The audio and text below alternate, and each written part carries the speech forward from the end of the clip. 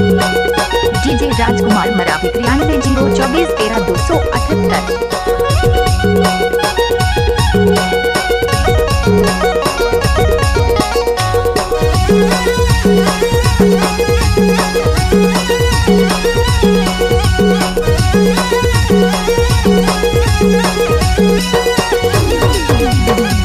New year संगी happy new year आगे नवा साल तोला happy new year. Happy new year संगी हैप्पी न्यू ईयर आगे नवा साल ये दे happy new year. Happy new year संगी हैप्पी न्यू ईयर आगे नवा साल तोला happy new year. Happy new year संगी हैप्पी न्यू ईयर आगे नवा साल ये दे हैप्पी न्यू ईयर।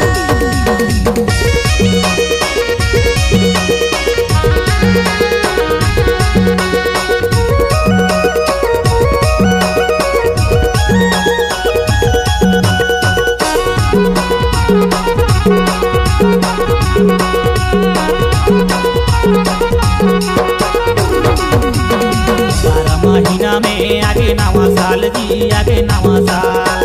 आजा बे संगीता में पूछे मोरे हाल जी पूछे मोरे हाल। 12 महीना में आगे नवा साल जी आगे नवा साल। आजा बे संगीता में पूछे मोरे हाल जी पूछे मोरे हाल। हैप्पी न्यू ईयर संगी हैप्पी न्यू ईयर आगे नवा साल ये दे happy new year. Happy new year संगी हैप्पी न्यू ईयर आगे नवा साल ये दे हैप्पी न्यू ईयर।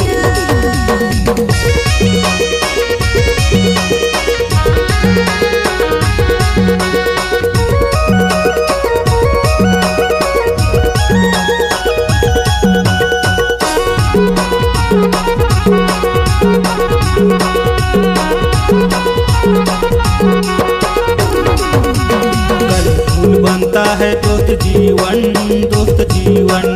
नया साल मुबारक हो दोस्त या दुश्मन दोस्त या दुश्मन। कल फूल बनता है दोस्त जीवन दोस्त जीवन।